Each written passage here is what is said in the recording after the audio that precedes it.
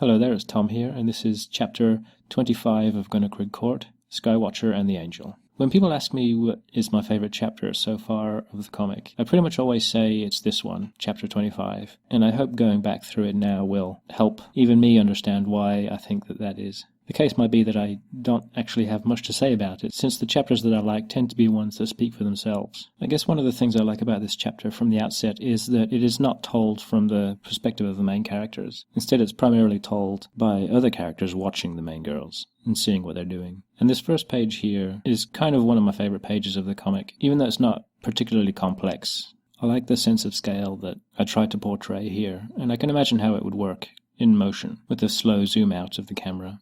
And this chapter is the first time we get to see Robot's newer body. Previously when we saw him, he was stuck in that Vacanti mouse wind-up toy. But now he has a fully working robot body that allows him to get around, as we can see in this page, quite easily and energetically, jumping over buildings and climbing up high structures and generally just jumping around. And the design for Robot's face, which was just a simple box with two green eyes placed vertically on its face. I went with that design rather than something a bit more likable and human, such as just having the two eyes next to each other, as they would be placed on a human face, because I wanted his design to be sort of alien. Not only are the eyes on top of each other, but they're also placed to the right side of his head, giving the impression that there's something kind of off about him. I like that his face is almost kind of confusing to look at, since it doesn't really have any features that we would recognize as human. We also see that Shadow is tagging along, hiding himself inside Robot's clothes here. And then make a trip over to Kat's workshop. So here Kat takes a closer look at Skywatcher. And I like drawing Skywatcher because, similar to how I would go about designing the cows and the horses from the previous chapters, I think insects translate very well over to robotic designs. Since their bodies are comprised of exoskeletons and rigid plates that essentially slide over each other, I think that translates really well to how a robot might work. And so in the case of something like Skywatcher, who is basically just a praying mantis design, there isn't really much I'd have to change about his insect anatomy to make quite an interesting and natural-looking robot. And since he is a weather station, I put a bunch of sensors on his face and head, again to give it a very alien look. But in a way, even Skywatcher looks a bit more human than Robot does, since he has two large eyes on the other side of his head. And down back in the tomb of the ancient robots, we see that things have progressed. There are some other smaller robots running around, and light has been set up, and the destroyed body of the bull robot has been covered up. And the entrance to the room in which the girls found the painting of Jeanne is set up like the entrance to a shrine. And it's almost like a spiritual thing, with Robot even saying that Skywatcher must make the final steps of the journey on its own to go and see the painting of Jeanne. Oh, and on this page, on the very last panel, some people thought that I was trying to get across that there was code or some sort of message being displayed in Skywatcher's eye here, but that's not the case. I was just trying to make his eye look like basically a car headlight, since car headlights have refractive patterns baked directly into the glass. Not an extremely important point, but it was just something that led to a bit of confusion. But upon recognizing the painting of Jeanne, Skywatcher zips away, just in time for Annie to pop by to pay a visit to Kat. And she's just come back from one of her medium meetings, and she's talking about Parley and Smitty, since after the previous chapter they're pretty awkward around each other now. Even Annie, who doesn't really think about this kind of thing very often, she's a bit dismayed at the way that they are acting towards each other, and confused as to just why they are acting that way. I kind of like the sense that in these manners Kat is a bit more worldly, despite them being not only the same age, but living in the same place as Annie. I always imagine that Kat's so-called worldliness is the kind of world experience you'd get from watching a lot of movies, playing a lot of games, maybe reading a lot of comics. Which is to say that she's about as clueless as Annie is, but she's certainly of an age where immersing oneself in pop culture makes you start to feel that you're starting to figure out quite how the world works, even though that might not be quite the case. But soon after, we have the introduction of another fan favourite, the Robot King guy here. He comes by, and the idea I had for this guy is that, well, for a start, there's no real reason why he's the king. He just bolted a flat metal crown to his head one day, but he is one of the few robots that is able to express his emotions, and he does this by literally drawing his expressions onto his face with a whiteboard marker. I can imagine with the robots, designed and built as they are, they would revere another model that was able to express their emotions in a way like this. I can imagine that they would see this ability as similar to what humans are able to do, the end result being the conveyance of an emotion, despite being functionally performed in a completely different way. But so the king demands to see the painting of Jeanne, and comes out with the saddest face. And even though Kat thinks it's super cute, all the other robots realize that it is the face of true despair, and they request Kat's help. And on the journey, we have a brief little mention of the TikToks, and we go back to this familiar setting here, a place that Annie has been before, but Kat never has, so she's kind of surprised to see that the robots have such a big complex here. And the administrator robot here, despite having met Annie, does not recognize her whatsoever, since she's not wearing her robot disguise.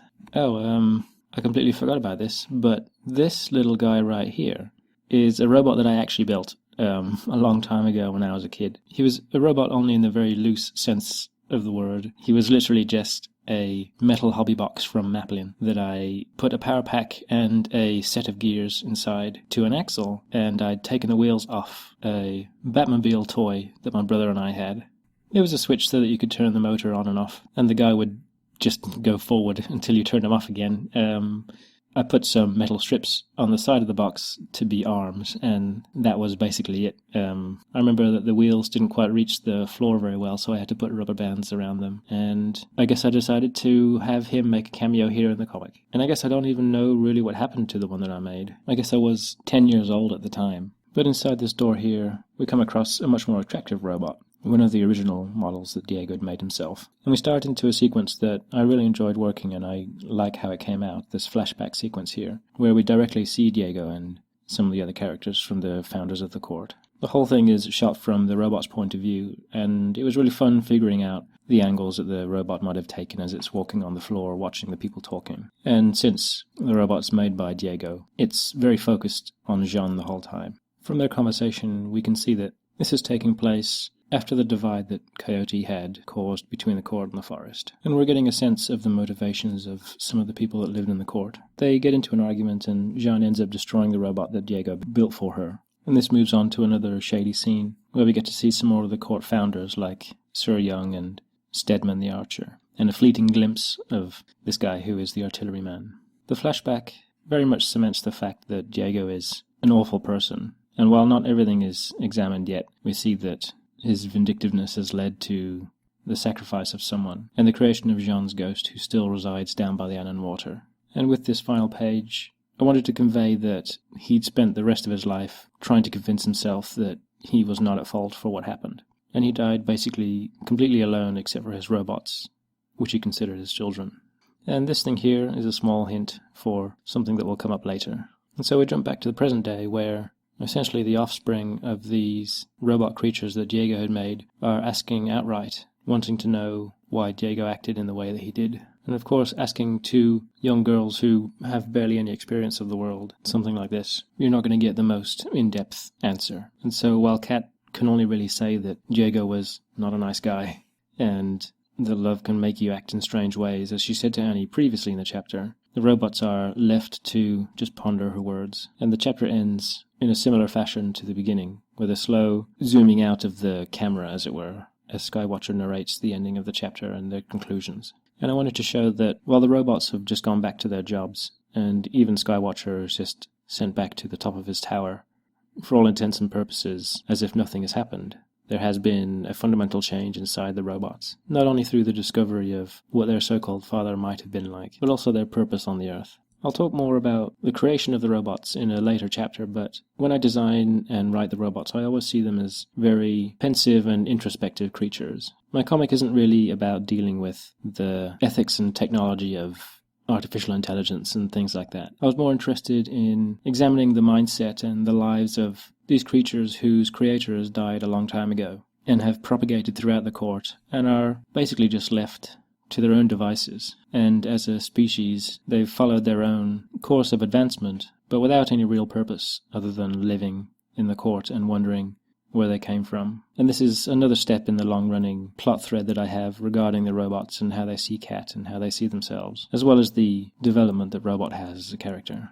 And like I said, I'll talk about that again in a later chapter that deals more directly with this. But until then, that's the chapter. And this bonus page is just a glimpse at the student handbook, and I thought it quite funny that the robots, being basically self-aware and emotional in their own way, that the court has had to write a guideline as to how to spurn any advances of any rogue, amorous robots that you might find has become attached to you.